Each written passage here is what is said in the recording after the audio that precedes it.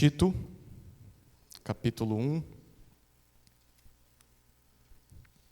versículos 10, nós leremos e meditaremos nos versículos 10 até versículo 16, se Deus permitir.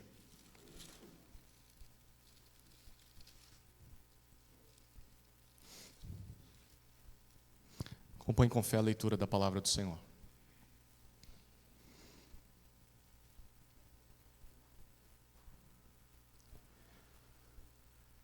Porque existem muitos, especialmente os da circuncisão, que são insubordinados, falam coisas sem sentido e enganam os outros. É preciso fazer com que se calem, porque andam pervertendo casas inteiras, ensinando o que não devem, com a intenção vergonhosa de ganhar dinheiro. Foi um dos cretenses, um próprio profeta deles, que disse: os cretenses são sempre mentirosos, feras terríveis, comilões preguiçosos. Este testemunho é verdadeiro. Portanto, repreenda-os severamente, para que sejam sadios na fé, e não se ocupem com fábulas judaicas, nem com mandamentos de gente que se desvia da verdade. Todas as coisas são puras para os puros, mas para os impuros e descrentes, nada é puro. Porque tanto a mente como a consciência deles estão corrompidas. Afirmam que conhecem a Deus, mas o negam por meio do que fazem. É por isso que são abomináveis, desobedientes e reprovados para qualquer boa obra. Oremos, queridos.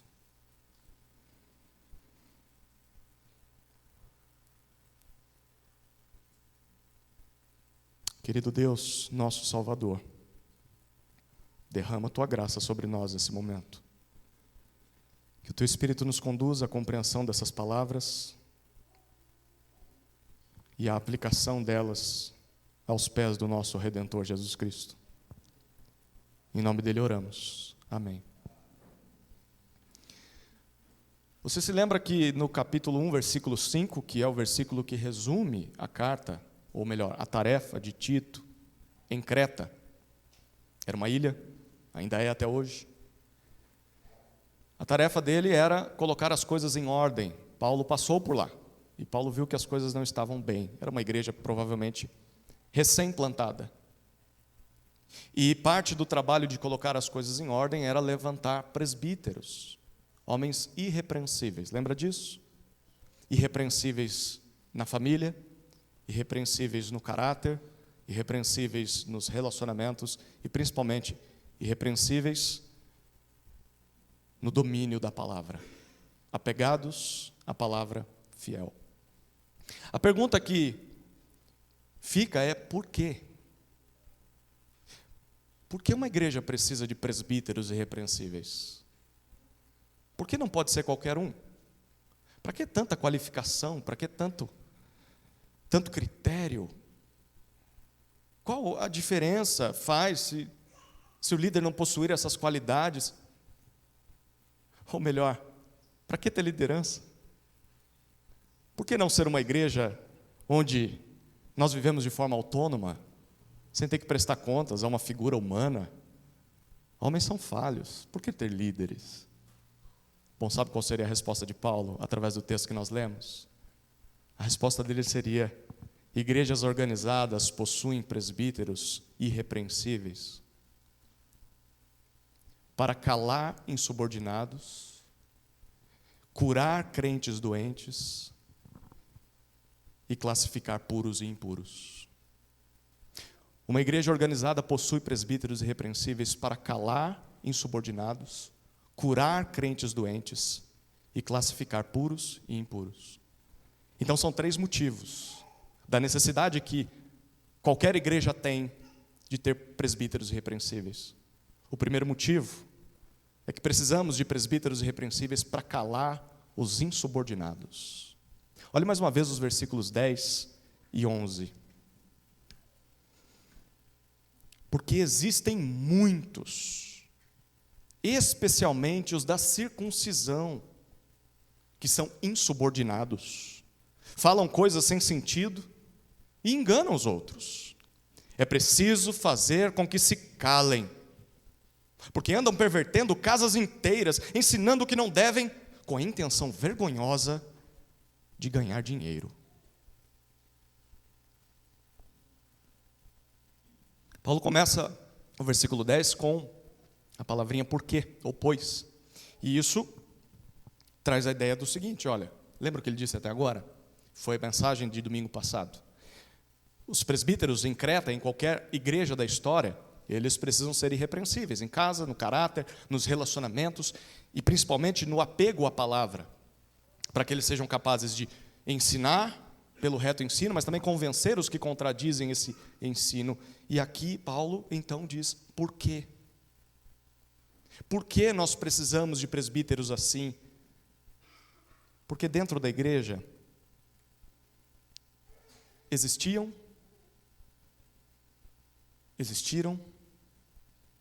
existem e existirão opositores do Evangelho. Jesus já tinha dito isso. O joio misturado com o trigo. Pessoas que se colocam contra o Evangelho. Quem são essas pessoas? Paulo apresenta 4 descrições delas. A primeira, são muitos. Ele diz, porque existem muitos. Creta era uma ilha 17 vezes maior, é uma ilha 17 vezes maior do que Atibaia. Pensa no tamanho territorial de Atibaia, 17 vezes maior. Continha 4 cidades principais, cercadas de vilarejos menores.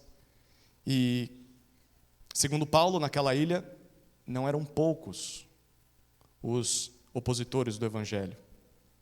As igrejas se reuniam, provavelmente, nas casas dos crentes. E o detalhe aqui é que esses homens estavam dentro da igreja. Eles estavam entrando nas casas dos crentes. Os crentes em Creta ouviam essas pessoas. Queridos, nós não podemos ignorar isso. A igreja de Cristo sempre terá opositores do Evangelho. Muitos opositores. Principalmente se essa igreja quiser ser organizada. Se essa igreja quiser ser saudável, quiser cumprir a sua missão nesse mundo, ela vai atrair os olhares de Satanás. Uma igreja que vive só para si mesma, que ignora a palavra de Deus, está fazendo tudo que o diabo quer. Mas uma igreja que quer cumprir sua missão, vai enfrentar oposição. Segunda característica desses homens, segunda descrição, Paulo continua dizendo, especialmente da circuncisão. A Nova Almeida atualizada colocou isso em primeiro lugar. Outras versões colocam no final do versículo. Mas isso não altera o fato de que, de todos os opositores do Evangelho na cidade, a maior parte era composta de homens que vieram do judaísmo.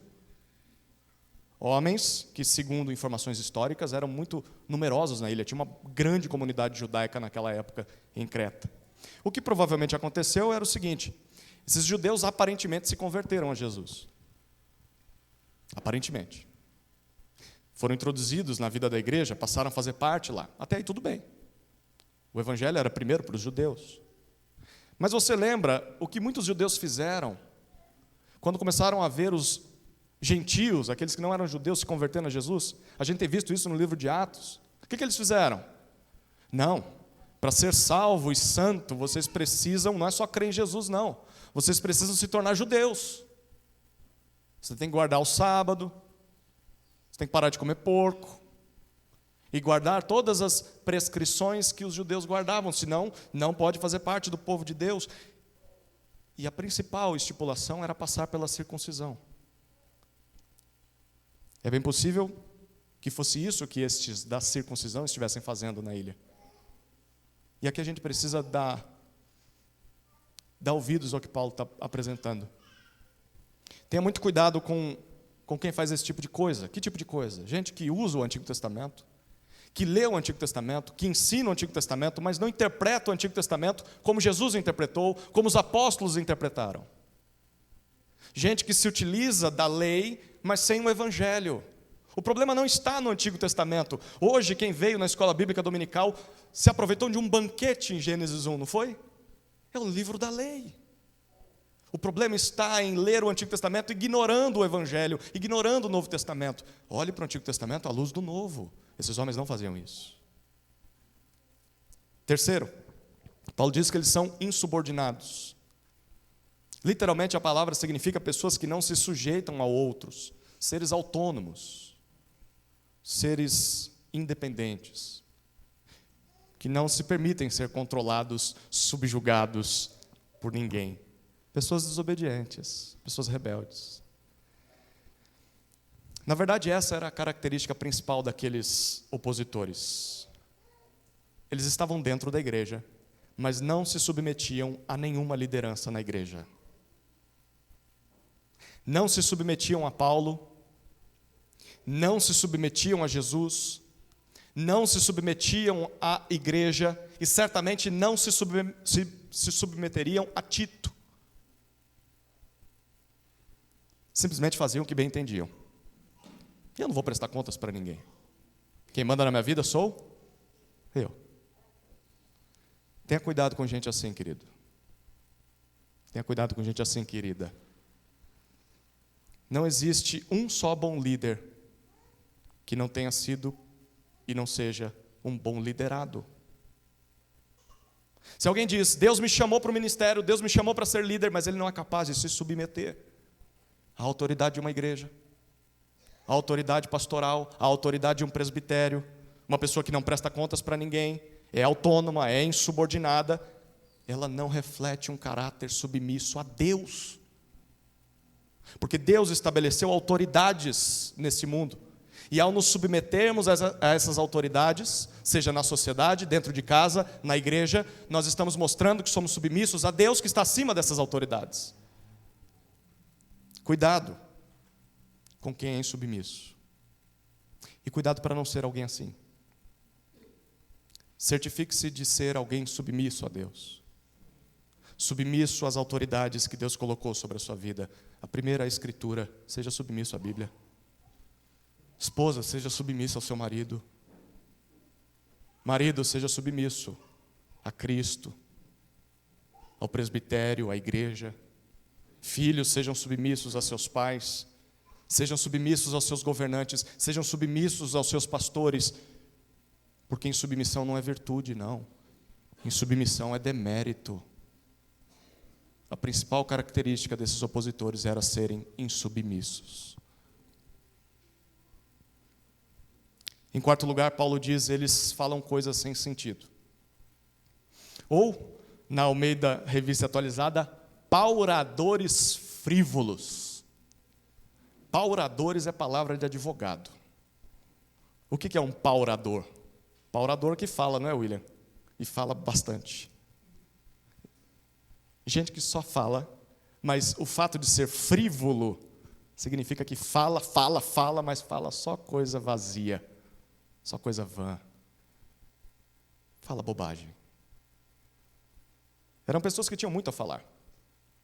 Pessoas que queriam espaço e conquistavam esse espaço, porque falavam.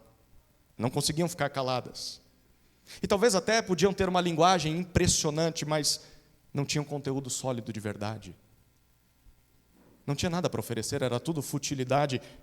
Não tinha aplicação, não tinha relevância para a alma da igreja. Queridos, tem muita gente querendo falar hoje em dia, não tem? Mas tem muita bobagem sendo dita também.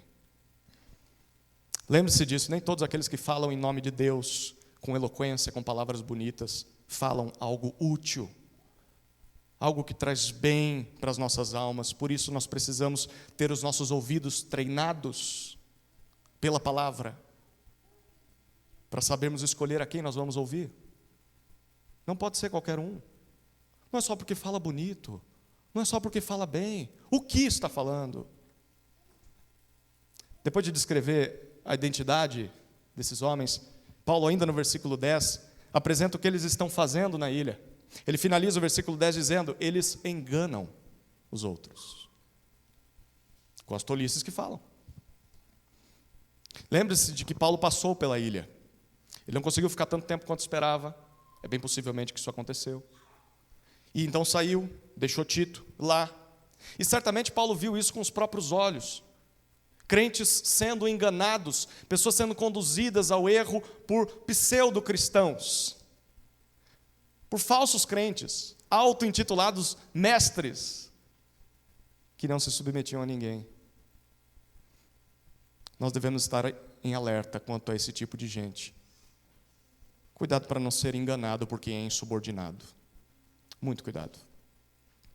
Se a pessoa não obedece à palavra, se a pessoa não se submete a autoridades colocadas por Deus na vida dela, se não há uma igreja por trás, se não há um pastoreio por trás, se ela não se submete a ninguém, ela é autônoma, então o seu ensino certamente vai nos afastar da verdade.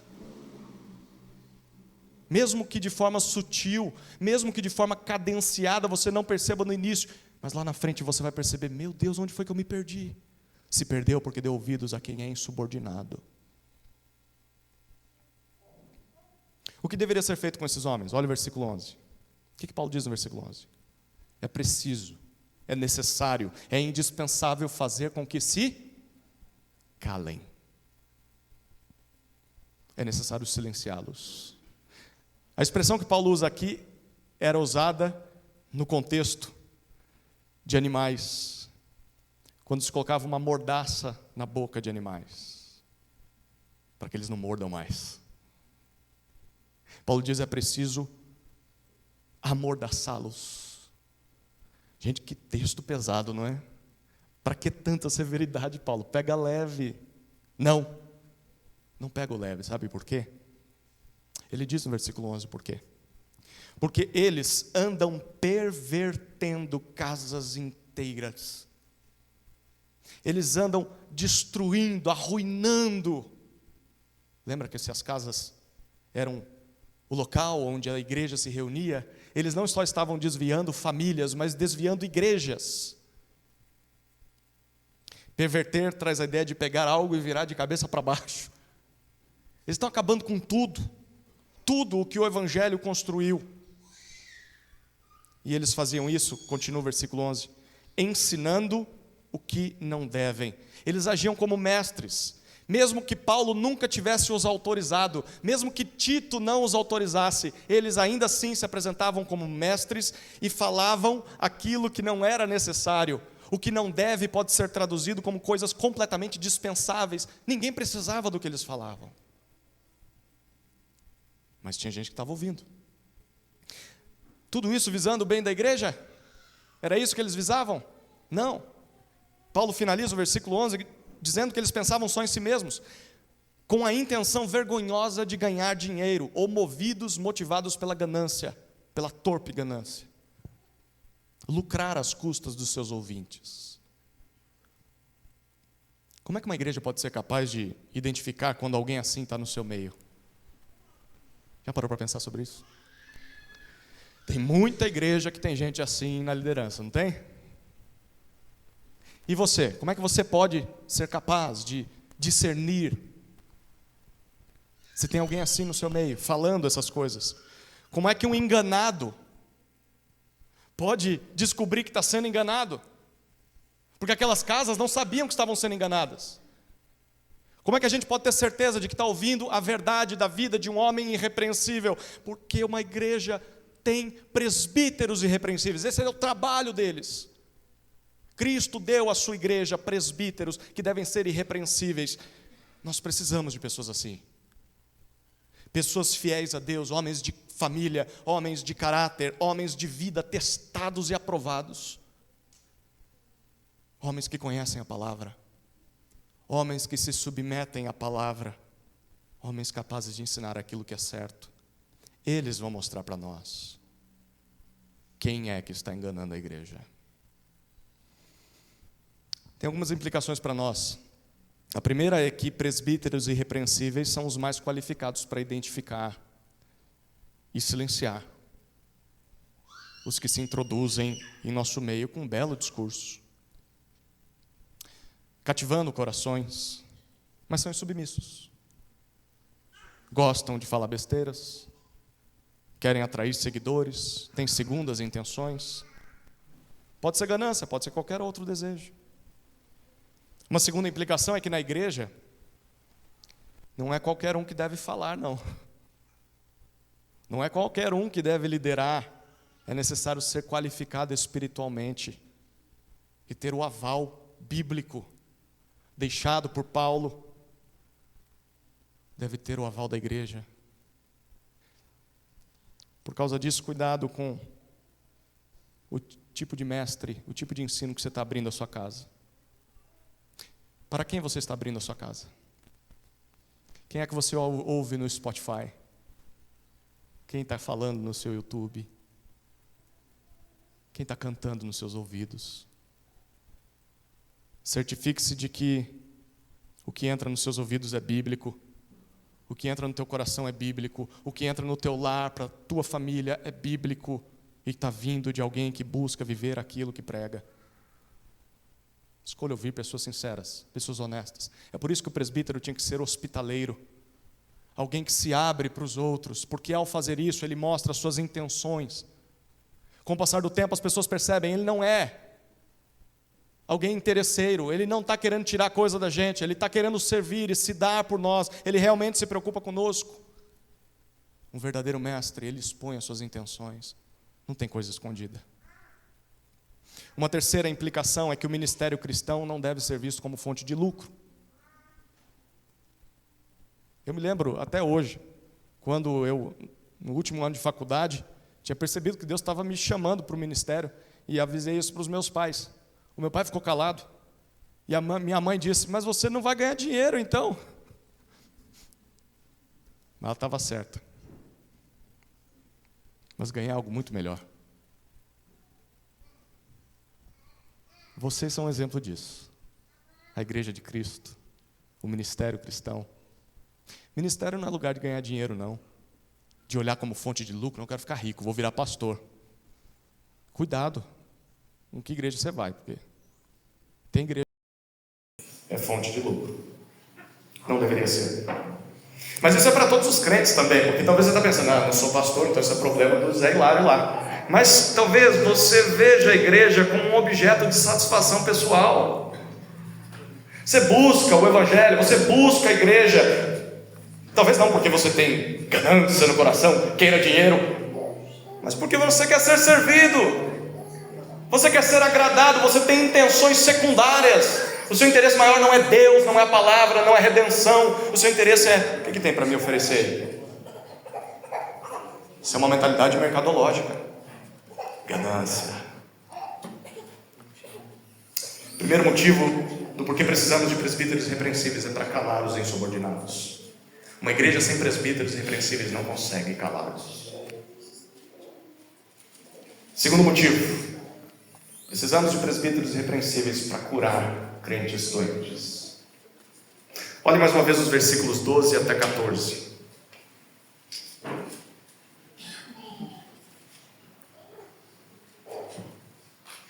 Foi um dos cretenses, um próprio profeta deles, que disse: os cretenses são sempre mentirosos, feras terríveis, comilões preguiçosos. Este testemunho é verdadeiro. Portanto, repreenda-os severamente, para que sejam sadios na fé, e não se ocupem com fábulas judaicas, nem com mandamentos de gente que se desvia da verdade. Para corroborar as suas palavras, no versículo 12, Paulo cita um cretense.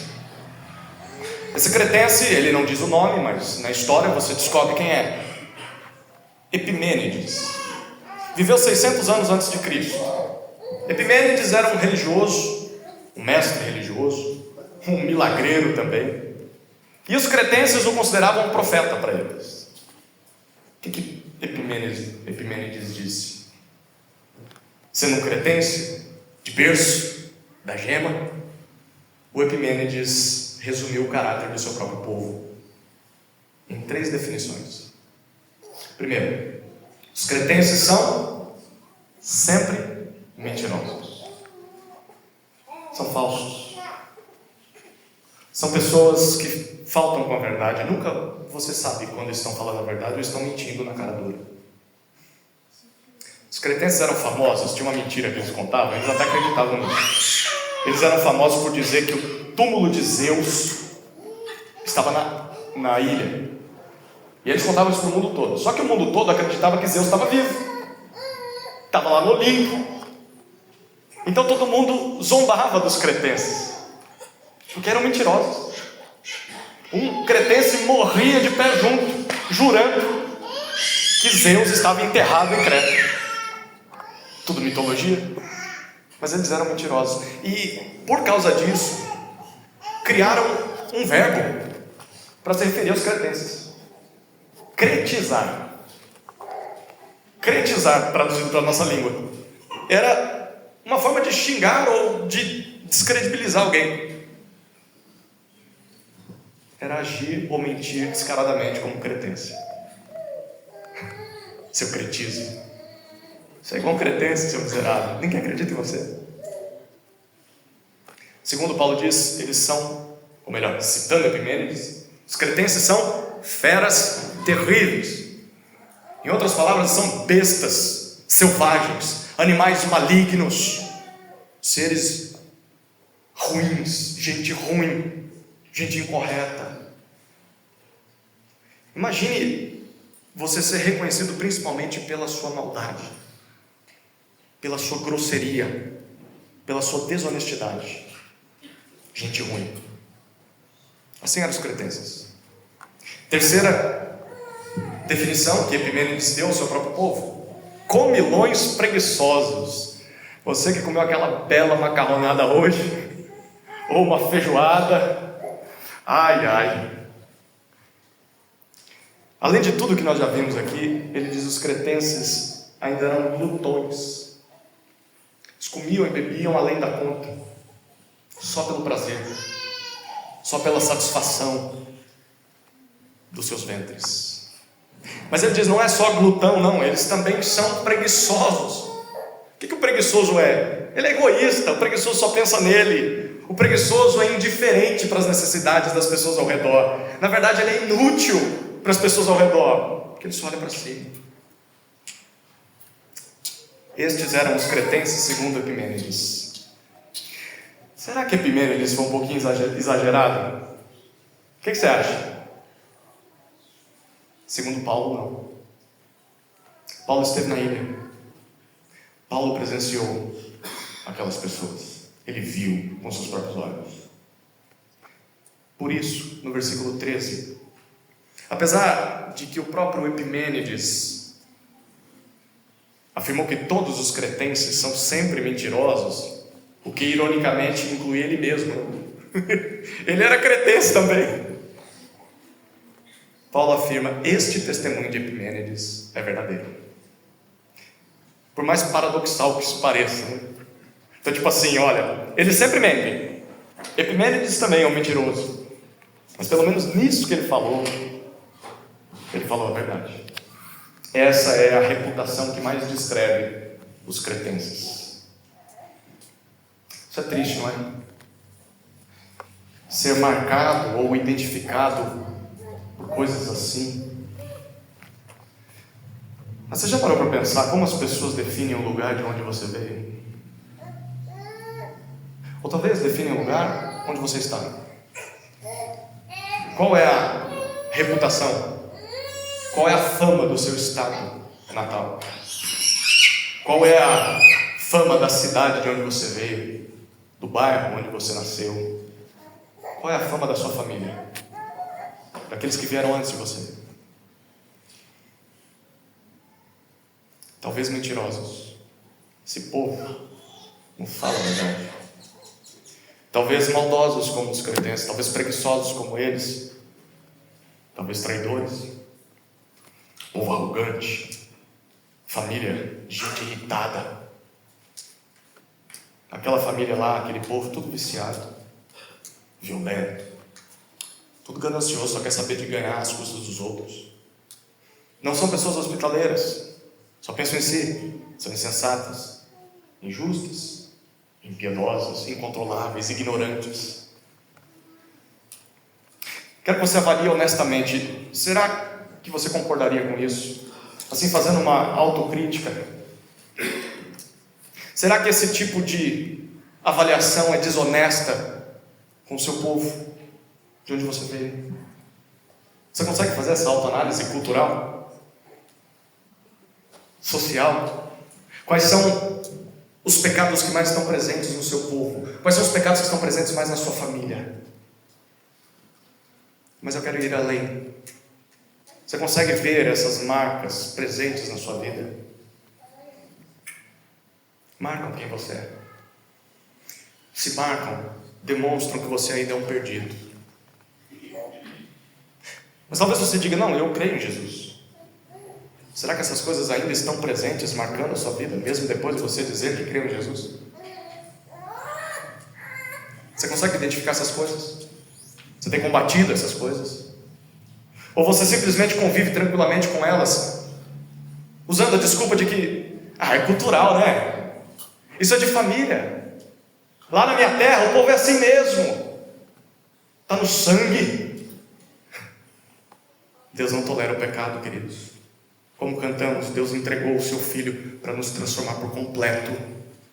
Deixe de ser um cretense e se pareça mais com o Filho de Deus. Diante de tudo isso, Paulo faz uma conclusão no versículo 13. Portanto, por causa disso, por essa razão, por tudo que eu falei, repreenda-os severamente. Essas palavras são muito duras. Denotam condenar alguém com rigor, censurar uma pessoa, expor o erro dela, refutar seu erro, convencê-la de que ela fez o errado e fazer isso por urgência. Qual o propósito de repreendê-los severamente? O versículo diz: para que sejam sadios, saudáveis na fé. Pergunta importante aqui de intérprete da Bíblia. De quem Paulo está falando aqui? Quem deve ser silenciado? Ou melhor, repreendido severamente? Será que Paulo está falando dos insubmissos, dos versículos 10 e 11? Para que sejam sadios na fé? Pelo contexto não parece, principalmente pelo que nós vamos ler no versículo 14. Mas observe, não o que vem depois, observe o que veio antes. No versículo 12, Paulo está falando de quem? De quem ele está falando no versículo 12? De todos os cretenses, não é? Da população de Creta como um todo. Quem fazia parte da igreja de Creta? Os cretenses, crentes em Jesus, mas cretenses. Então faz mais sentido entender que é dos cretenses crentes que estão na igreja que Paulo está falando aqui. E o que nos confirma isso é o versículo 14. Mas antes de olhar para o versículo 14, perceba que havia um problema na vida daqueles crentes. O problema é que eles estavam doentes na fé. Porque para que alguém se torne saudável na fé, quer dizer que não está saudável, né? A pergunta é: quem tornou essa turma doente na fé? Qual que é a resposta óbvia? Aqueles insubmissos. Os insubmissos dos versículos 10 e 11, com seus ensinos, com a sua prática inútil e imoral. O mau exemplo daqueles homens, o péssimo ensino deles tinham adoecido a igreja, adoecido a fé da igreja em Creta. É por isso que aquela igreja precisava de presbíteros irrepreensíveis, que não só calassem os insubmissos, como nós vimos, os tirassem do púlpito. Tira o microfone da mão desse homem. Fecha a sua casa, não ouça mais essa pessoa. Tem que ser tirado da posição de liderança. Os presbíteros fariam isso, mas não só isso. Eles também repreenderiam os ouvintes dessa turma. Repreenderiam a igreja severamente, com urgência. Vocês precisam ser saudáveis na fé. Vocês estão no caminho errado. E como eles consertariam isso? O estrago causado pelos falsos ensinos daqueles falsos mestres? Bom, seguindo o exemplo do próprio Tito, capítulo 2, versículo 1. Vou adiantar só, vou dar um spoiler, ou um teaser. Quem estava de manhã sabe o que é isso, do que você vai ver no domingo que vem. Olha o capítulo 2, versículo 1. Mas você Ensine o que está de acordo com a sã doutrina. É assim que Tito iria consertar o estrago causado por aqueles insubmissos. Tornar a igreja saudável na fé. Não falte domingo que vem. Na verdade, não falte domingo nenhum. A menos que você esteja doente, não na fé. Se está doente na fé, tem que ir para a igreja mesmo. Por enquanto, só o que a gente leu até agora já serve para nos lembrar que pecadores salvos por Jesus precisam ser repreendidos severamente. Lógico, com a palavra de Deus, para que eles sejam saudáveis na fé. Não mais sejam conformados com os pecados de outrora, os pecados culturais do seu povo, que são aceitáveis pela sociedade. Não mais reproduzam a crença, o estilo de vida de gente insubmissa. Sabe o que significa, queridos? Que não devemos fugir ou rejeitar a repreensão severa. Isso ecoa as palavras de Provérbios 3, versículos 11 e 12. Lembra o que diz? Meu filho, não rejeite a disciplina do Senhor, nem se aborreça com a sua repreensão, porque o Senhor repreende a quem ama, assim como um pai e presbítero. Isso é inclusão minha. Repreende o filho e a ovelha a quem quer bem. Não queira ao seu lado apenas pessoas que aprovem tudo que você faz. Pessoas que dão tapinhas nas suas costas, nunca te criticam, nunca te exortam. Busque pessoas, busque amigos, busque uma igreja que te repreenda severamente. Quando você estiver no pecado, é disso que você precisa. Porque são essas pessoas que realmente nos amam de verdade. Quem não te repreende, quando você precisa ser repreendido, quando você merece ser repreendido, na verdade não quer o seu bem. Quem não te repreende quando você precisa ser repreendido, só quer tirar vantagem de alguma coisa. Tem interesses secundários, não é possível. Porque essa pessoa te ama, está vendo você no pecado e não vai falar nada. Verdadeiros amigos, verdadeiros irmãos que amam são aqueles dispostos a repreender severamente uns aos outros, mesmo às custas da amizade, porque eles amam mais a Deus do que o seu pecado. E essa repreensão precisa sempre ter o objetivo de tornar aquela pessoa mais saudável na fé, para que sejam sadios na fé. Era isso que Tito deveria fazer. Esse era o alvo, e é o alvo de Deus para as nossas vidas. Por isso, talvez você está ouvindo agora e está acomodado com o nível atual de fé que você chegou, o estado espiritual que você atingiu. Não faça isso, queira sempre crescer, sempre ser cada vez mais saudável. Não queira ou não tolere uma vida sem mudança, uma vida sem transformação, uma vida em que mudou só lá no primeiro mês, quando você disse que se converteu, mas depois parou de progredir, parou de mudar, parou de crescer, parou de amadurecer espiritualmente. Não se contente com isso. Queira, deseje, busque crescimento, maturidade, edificação, e espere isso da vida de seus irmãos. Incentive isso na vida de quem está do teu lado toda semana. Bom, versículo 14. Enfim, chegamos nele. Se os crentes em Creta fossem repreendidos severamente, se tornassem sadios na fé, o que aconteceria com eles? Parariam de se ocupar com fábulas judaicas. E não se ocupem com fábulas judaicas. Sabe o que eram fábulas judaicas? Eram mitos, histórias extra-bíblicas, coisas que os da circuncisão falavam, mas que não estavam na Bíblia. E parem de se ocupar com isso e com mandamentos de gente desviada da verdade, leis, ordens, tradições criadas por homens, coisas que não estavam na Bíblia, coisas que eram ensinadas por pessoas que já estavam longe do Evangelho. Aqui está a prova de que Paulo está falando dos crentes doentes no versículo 13 e não dos insubordinados do versículo 10. Porque essa era exatamente a mensagem daqueles insubordinados. Eram eles que estavam ensinando histórias e leis extras bíblicas, coisas que Deus nunca disse, coisas que Deus nunca ordenou. E segundo Paulo, eles já estavam desviados da verdade, não estavam mais no caminho do Evangelho. E para pessoas assim, queridos, não tem remédio para a fé não, já não tem mais fé ali. Para pessoas assim, eles não creem mais no Evangelho. Mas havia esperança para os ouvintes, pelo menos. Aqueles que estavam sendo enganados. desde que vocês sejam repreendidos severamente, poderão se tornar mais saudáveis na fé, novamente. Queridos, e graças a Deus, isso ainda pode ser verdade para a sua vida hoje. Talvez você está ouvindo tudo isso e está identificando: gente, eu acho que eu voltei a ser um cretense.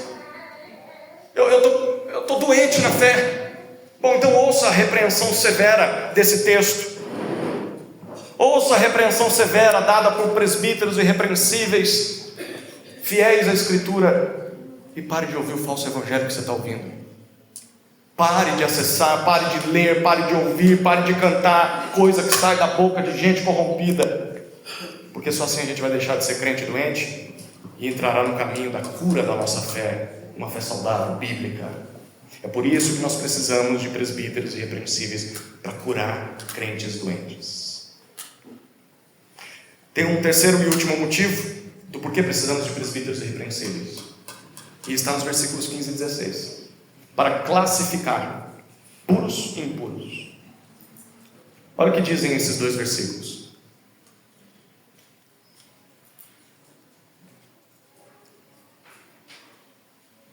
Todas as coisas são puras para os puros, mas para os impuros e descrentes nada é puro, porque tanto a mente como a consciência deles estão corrompidas. Afirmam que conhecem a Deus, mas o negam por meio do que fazem. É por isso que são abomináveis, desobedientes e reprovados para qualquer boa obra. Bom, Paulo no versículo 15 faz uma comparação que mais parece um provérbio da época.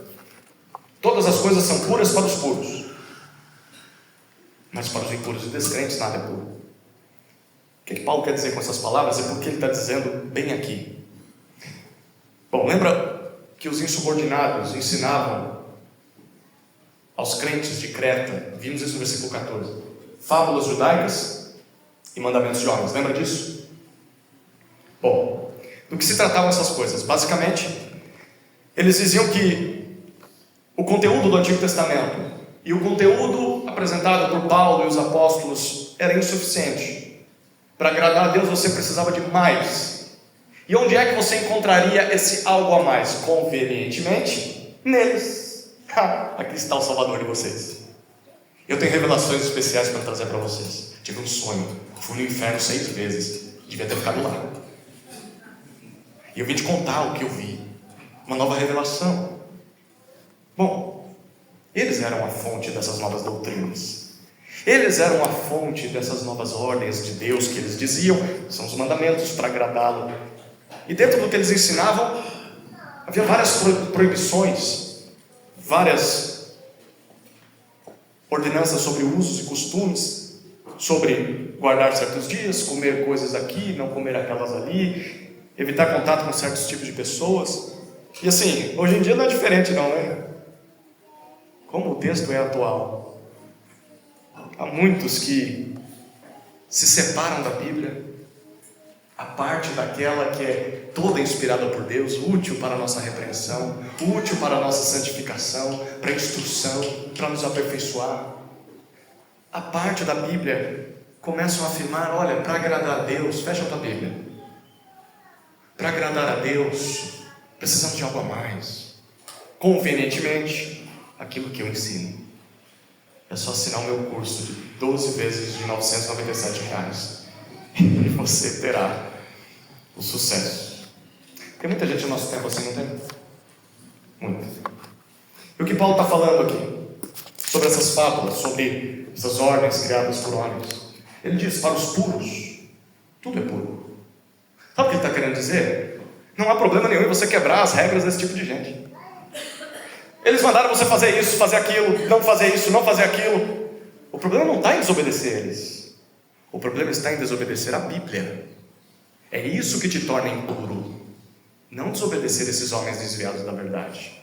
Mas, aí o contraste. Para os impuros e descrentes, tudo é impuro.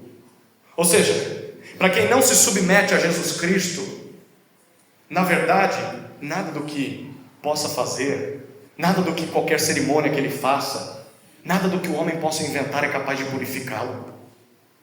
As regras mais rígidas que o homem pode pensar não são capazes de limpar o nosso coração.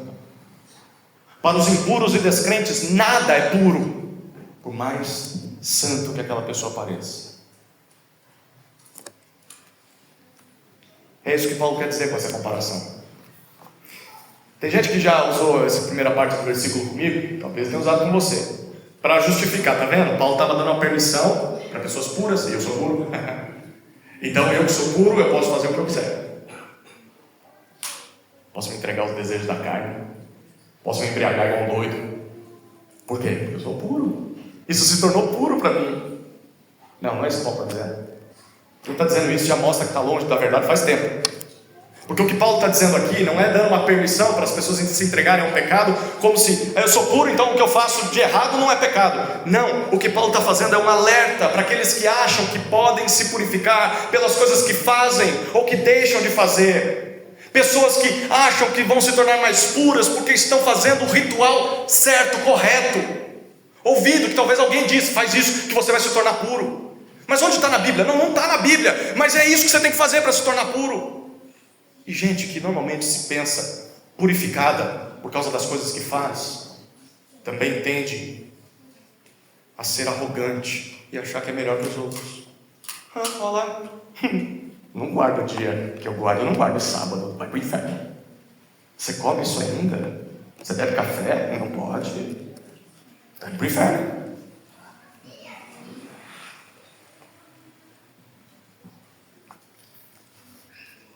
Os nossos atos não são capazes de nos purificar, queridos. Diante de Deus, não. Diante das pessoas, talvez. Talvez as pessoas olhem para você e falem, nossa, você parece ser mais santo. Mas diante de Deus, as coisas que nós fazemos ou deixamos de fazer não nos purifica. Quem pensa, quem age dessa forma, na verdade está mostrando que é impuro, que é descrente. Só há uma forma de sermos purificados de verdade, no nosso íntimo, no nosso coração. E não está nas coisas que você pode fazer ou oferecer para Deus. Essa única forma eu vou apresentar daqui a pouco. Mas por enquanto, olha o versículo 15 mais uma vez.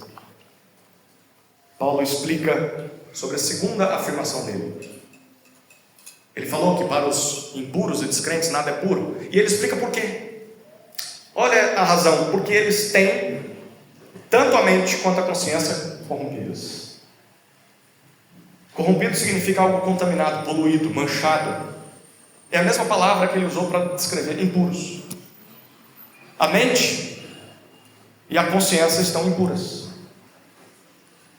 A mente, a palavra que Paulo usa aqui, é a capacidade de pensar, de entender a vida, é a maneira de você ver o mundo. Traduzido para a nossa época, é a cosmovisão, a visão de mundo. A consciência é a capacidade de discernir o que é certo e errado. A capacidade de ter sensibilidade moral, a maneira de julgar o mundo. Como que eu julgo o que é certo e o que é errado? E Paulo diz, tanto a mente quanto a consciência estão corrompidas. Em outras palavras, o que ele está dizendo aqui, o problema dessas pessoas não está no que elas fazem ou deixam de fazer, se elas estão cumprindo ou não estão cumprindo as regras humanas. O problema dessas pessoas está em quem elas são. São pessoas impuras por dentro. São incapazes de pensar e agir de uma forma que agrade a Deus. Essa é a vida de um impuro. Como é a vida de um impuro? Como que eu sei se eu sou alguém impuro? Bom, que bom que você perguntou. Porque é sobre isso que Paulo fala no versículo 16. Olha o que Paulo diz no versículo 16. Impuros por dentro. Pessoas impuras possuem e demonstram duas manchas que não saem deles. Duas manchas que, por mais que façam rituais, por mais que se lavem, por mais que tentem se purificar, não conseguem tirar de suas roupas, de suas vidas, de seus corações. Primeira mancha, afirmam que conhecem a Deus. Eles professam, declaram abertamente: eu tenho um relacionamento com o Criador. Eu nunca vi, você também provavelmente nunca deve ter visto um excluído que não dissesse assim: eu ainda creio em Deus, eu ainda me relaciono com Deus, só não vou mais para a igreja. Jesus é da hora, mas o fã-clube é que estraga. Eles dizem que conhecem Deus, e esses homens impuros diziam isso. Primeira mancha, eles falam: eu conheço a Deus, não vem falar de Bíblia para mim não, que eu conheço, eu posso até pregar para você. Segunda mancha, mas o negam por meio daquilo que fazem. Eles mesmos se refutam. Eles mesmos renunciam à própria declaração de fé através daquilo que fazem, essas atitudes práticas. Observe o padrão que Paulo está apresentando aqui. Aquilo em que você crê afeta aquilo que você faz. Aquilo que você crê afeta aquilo que você faz. Logo, se você não vive de acordo com o que Deus diz, sabe o que significa? Que não é em Deus que você crê. Pode ser qualquer outra coisa, um Deus que você inventou na sua cabeça, os teus desejos, alguma pessoa que você respeita e aí você ouve o que ela diz, mas não é em Deus que você está crendo. É uma mentira, é num ídolo que você levantou no seu coração. Somente falar não significa nada, queridos. As nossas ações revelam quem de fato nós somos. A pergunta agora é quem você é. Puro ou impuro? O que os seus frutos testemunham a seu respeito? Quem sabe talvez não é hora de você parar de prometer se entregar a Deus e mudar. E fazer isso de uma vez por todas. Quem sabe não é hora de se entregar. Porque se é em Deus que você crê, cadê as evidências de uma vida piedosa? Cadê na sua vida as marcas de alguém que imita a Deus? Queridos, como igreja, nós não podemos simplesmente acreditar no discurso de alguém, por mais bonito que ele seja. Não, eu me converti, eu estou arrependido, eu quero ser batizado, eu quero me tornar membro dessa igreja, e podem acreditar. Eu estou prometendo. Ouçam o que eu estou dizendo. Ele pode falar. Mas é preciso observar a vida. É preciso ver se aquilo que ele é de fato condiz com o que ele fala. Isso porque, queridos, é plenamente possível ser um excelente teólogo, um excelente crente no discurso, mas um belo de um ateu e herege na prática. O mundo está cheio de gente assim. Que essa não seja a descrição de quem nós somos. Por quê?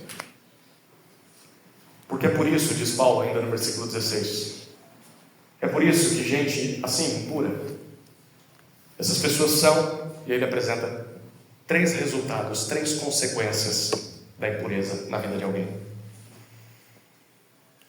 Primeiro, é por isso que eles são abomináveis. Essa palavra é pesada. Pode ser traduzida também como detestáveis. Essa palavra foi usada na tradução grega do Antigo Testamento para se referir a algo ou alguém que Deus odeia, que Deus reprova completamente, alguém de quem Deus tem nojo, repulsa. Pesado, não é? Qual o risco de alguém viver como um impuro? Tem aparência de pureza, tem discurso de pureza, mas na prática aqui dentro não foi transformado. Qual o risco de alguém dizer crer em Deus, mas viver como um descrente durante a sua semana? No culto é uma bênção, diante das pessoas é uma bênção, mas em casa é um demônio. No trabalho é terrível. Qual o risco de se viver uma vida falsa assim? Bom, o risco maior é ser rejeitado por Deus. Deus olhar para você, ter nojo de você. Abominável. Mesmo que você esteja dentro de uma igreja a vida toda, só na aparência. Existe desgraça maior que essa? Triste, né? Segunda consequência, segundo resultado da impureza, é por isso que são desobedientes, rebeldes a qualquer autoridade superior, rebeldes a Deus, a Paulo, aos presbíteros, a uma igreja, aos seus pais, aos governantes. Bom, esse é o motivo dos insubordinados do versículo 10 serem insubordinados. Paulo está dizendo agora, porque eles ainda são impuros. Eles ainda são descrentes. É por isso que a repreensão severa não era para eles, porque nem na fé eles estavam. Eles são abomináveis e são desobedientes por causa da sua impureza. Por mais que se diziam cristãos, por mais que se diziam mestres. E talvez seja esse o motivo que explique porque você é tão desobediente, sabia? Talvez é isso que explica porque você é tão insubmisso, porque você é um impuro de coração. O que você precisa não é de mais obediência, simplesmente. Talvez você esteja pensando, o que eu posso fazer para melhorar isso, pastor? Preciso orar na madrugada, é isso? Tem alguma coisa na terça-feira, na segunda-feira para fazer aqui na igreja? Eu quero me purificar? Não. Se você é insubmisso, se você é desobediente, não é de mais obediência que você precisa, é de purificação interna que você precisa. É nascer de novo que você precisa. Terceiro resultado da impureza. Paulo termina o versículo 16 dizendo: reprovados para qualquer boa obra.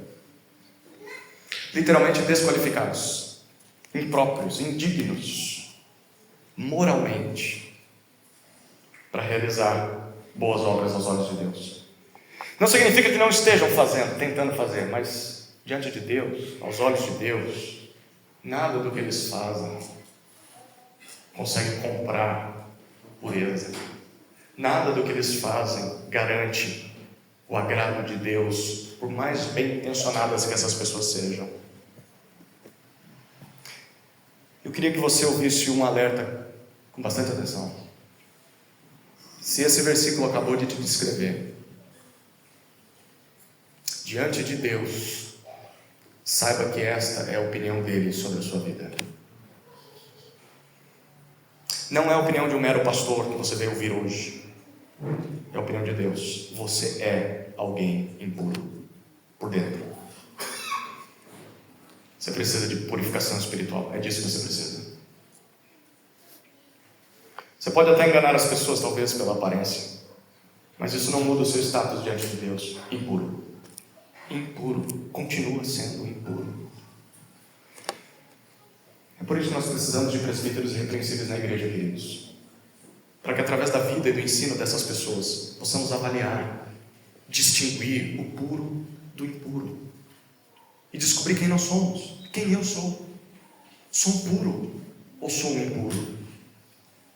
O terceiro motivo do porquê precisamos de presbíteros irrepreensíveis na igreja é para classificar os puros e impuros. Eles vão mostrar para nós quem são os crentes e os falsos crentes. Por que precisamos de presbíteros irrepreensíveis? Lembra da resposta de Paulo? Em resumo, porque igrejas organizadas possuem presbíteros irrepreensíveis para calar os subordinados, curar crentes doentes e classificar puros e impuros. E aí, diante de tudo isso, quem você é? Você é um insubordinado? Você é uma pessoa podre, igual um cretense? Talvez você é um crente doente? É um puro ou impuro? Na verdade, queridos, todos nós nascemos em impureza. Todos nós. E se você for honesto, você vai perceber que todos nós apresentamos, em alguma medida, todos os pecados alistados por Paulo nesse texto. Todas essas marcas estão presentes na nossa vida. E esse é o desconforto ao ler um texto desse. Puxa vida, dependendo da fase de vida, eu era exatamente isso aqui. Será que tem esperança para mim? Talvez eu estou assim hoje. Eu vim assim hoje para cá. Eu me sinto impuro. Eu me sinto indigno. Eu não sei o que fazer com essa sujeira que não sai do meu coração. Como eu me livro disso? Queridos, por causa do nosso pecado, todos nós somos indignos. Todos nós somos impuros, incapazes de nos purificar diante de Deus, muito menos servir a Deus. Tudo isso que a gente ofereceu aqui, a nossa impureza nos impede de sermos agradáveis a Deus. O culto de um impuro não sobe como aroma suave diante do Senhor, é repulsivo para Ele. Nós somos incapazes de prestar um culto por conta da nossa impureza. Somos incapazes de servir a Deus por causa da nossa impureza. A pergunta é: como eu passo de ser um impuro para me tornar um puro? Qual é o caminho para isso? Porque eu quero isso aqui agora, eu preciso disso. Bom, só tem um caminho capaz de nos purificar. Lembra que eu disse isso? Não são as regras de homens, não são os sacrifícios que você faz, não são as penitências, não são as boas atitudes. Só tem um caminho. E Paulo vai dizer isso no capítulo 3. Olha o que ele diz no capítulo 3, a partir do versículo 3.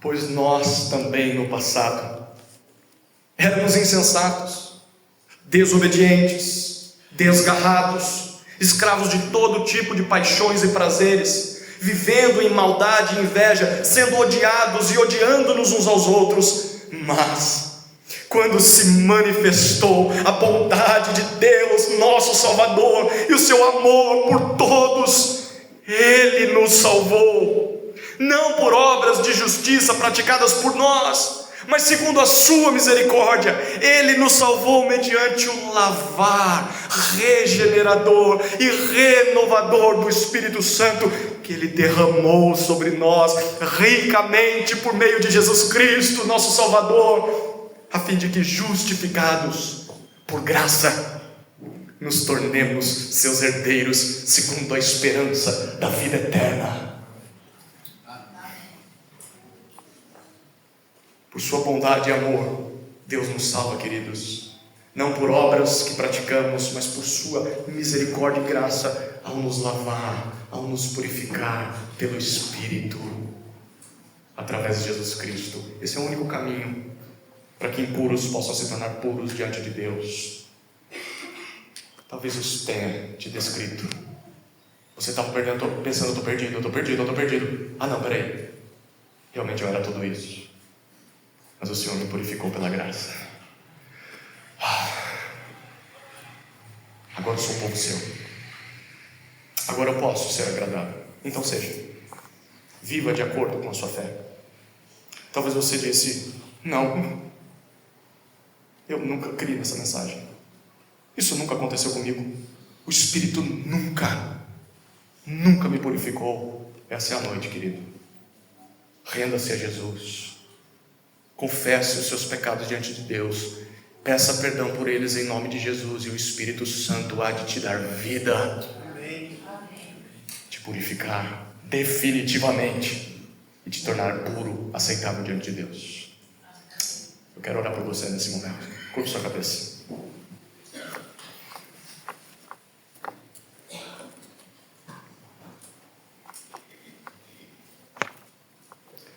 Deus, diante do Senhor nos colocamos prostrados por causa da Tua palavra. Celebramos a Tua graça, louvamos o Teu nome por Tua misericórdia, por Tua salvação, por Tua purificação. Renova em nós a alegria da salvação, restitui esse espírito inabalável, possamos encontrar aos pés de Cristo restauração, perdão, que sempre esteve lá, mas porque estamos enganados, porque estamos ouvindo mentiras, não temos dado atenção. Renova, Senhor, em nós o compromisso contigo. E para aqueles, Senhor, que aqui estão, que nunca se renderam a Jesus, que o peso dessas palavras seja uma ferroada em seus corações. São impuros, esse culto de nada lhes aproveitou se não se renderem a Jesus. Precisam de purificação de coração. Purifique-os, Senhor, renda-os aos pés de Cristo, que o Teu Espírito faça raiar vida em corações mortos. É a nossa oração em nome de Jesus. Amém.